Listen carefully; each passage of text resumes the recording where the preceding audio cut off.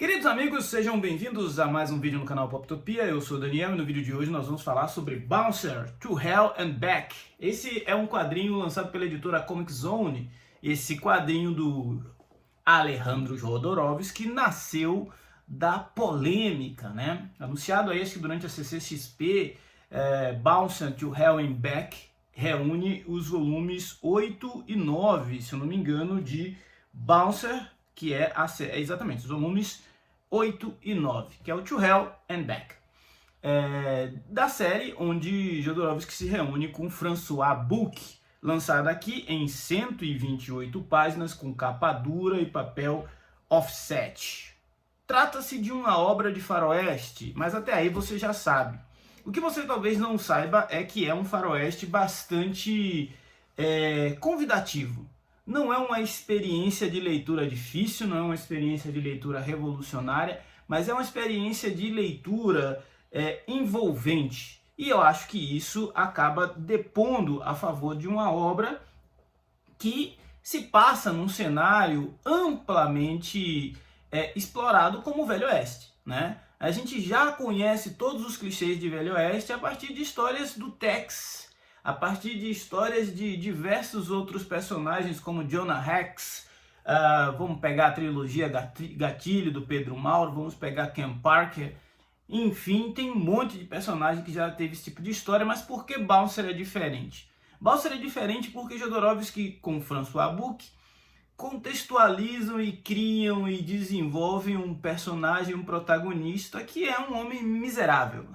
Miserável porque a partir dessa edição, que é a edição que a gente está conhecendo ele, a gente já começa, pelo menos no meu caso, eu estou começando a conhecer Bouncer da sua jornada do meio adiante. E por que eu digo isso? Porque as primeiras histórias de Bouncer não estão reunidas aqui, serão lançadas pela outra editora, que é a QS Comics. Teve uma live aqui no canal, inclusive explicando esses volumes, esse volume único que será lançado em breve, e dando mais detalhes, inclusive sobre o formato da edição, que vai ser o mesmo formato aqui da Comic Zone, ou seja, a nossa coleção vai ficar padronizada. Eles vão lançar o começo, a origem, que estava por outra editora, e a Comic Zone está lançando aqui as histórias mais recentes, por assim dizer, de Bouncer. E por que Bouncer é um protagonista miserável? Bom, o cara, ele é dono de um bordel, de um saloon, né, em uma cidade chamada Barro City, e esse saloon se chama Inferno. Por aí você já começa a perceber a pegada do cara. Ele é um homem sem braço, ele é um personagem que não possui um dos seus braços, e a gente vai precisar no futuro ou no passado descobrir depois qual foi dessa situação que fez com que ele se tornasse uma pessoa com essa limitação, vamos dizer assim. Mas isso não impede que Bouncer seja um cara que tenha uma notória respeitabilidade ali na cidade de Barro City. A história justamente aqui começa quando um tiroteio, uma situação grave ocorre, e as pessoas vítimas dessa situação são justamente o xerife, sua equipe, o prefeito. E o Bouncer, ele é convocado, mesmo que num estado de embriaguez profunda, para intervir naquela situação. Ou seja, quando tudo dá errado com as autoridades, ele é o cara chamado ali para chegar junto. Ele é um pistoleiro, um hábil cavaleiro, então isso justifica toda essa respeitabilidade num território, num terreno, numa condição onde essas competências eram bastante valorizadas. Daí para frente a gente descobre que um prisioneiro estava em vias de ser julgado e foi resgatado por um outro criminoso, né? Por um outro criminoso que é um cara conhecido como Pretty John. Pretty John é uma figura que aparece na história. Ali no primeiro momento a gente acha que ele é o vilão, mas é só o começo de uma jornada, que é a jornada ao inferno, né? E não à toa o título é To Hell and Back. Por quê? Porque é na perseguição a esse Pretty John que Bouncer vai chegar a uma prisão no meio praticamente do deserto, e essa prisão não é exatamente aquilo que se imaginava. É um lugar que você só entra e só sai através de uma linha de trem, ela fica isolada de tudo. A origem dessa prisão remete a um antigo monastério que foi abandonado e alguns dos monges estão a serviço da lei colocando essa prisão em funcionamento. Mas será que é isso mesmo? Quando o Bouncer vai até essa prisão, ele descobre que ela é comandada pelo pai do Pretty John, o Ugly John, ou seja, a coisa vai escalonando, né? É como se você tivesse ido para o inferno querer capturar o filho do demônio, vamos pegar essa metáfora. E o Bouncer talvez fosse a melhor pessoa para essa missão. Acontece que ele é um homem, né? E aí ele vai passar por diversas provações. Tem uma situação ali que, guardada as devidas proporções, me lembra muito o filme do Gladiador. Ele chega como um cara meio... Ele começa a história como um oficial da lei e termina e passa um determinado período ali quase como fora da lei para depois ele ascender novamente ao papel de herói em busca da famigerada justiça a qualquer preço.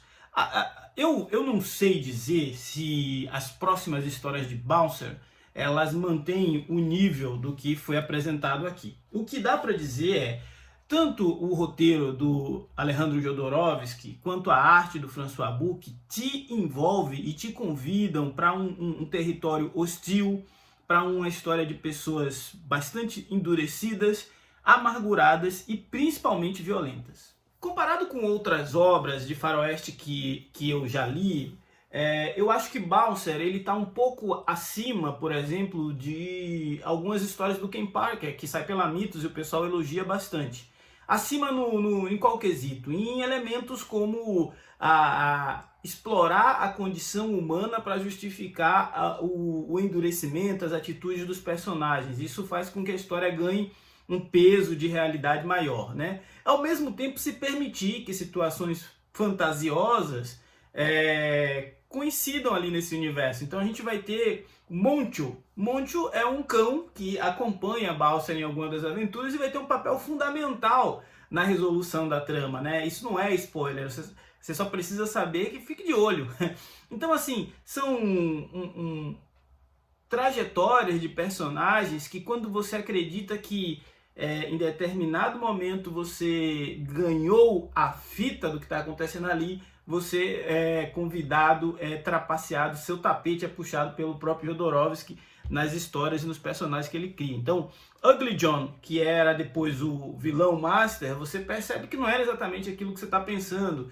Os aliados de Bouncer nessa fuga não se apega muito com eles porque a coisa é mais na linha Game of Thrones, né? Quanto mais a gente gosta quanto mais a gente vai curtindo alguns coadjuvantes, mais parece que o escritor tem prazer em tirá-los da trama repentinamente. Então é um quadrinho que não faz concessões, é um quadrinho que justifica todo o hype criado, né? E eu acho muito bom que as editoras comecem a trazer esse tipo de material para a gente poder realmente acessar outras escolas narrativas e ter condições de ler um conteúdo mais diverso, sair um pouquinho da bolha de super-herói.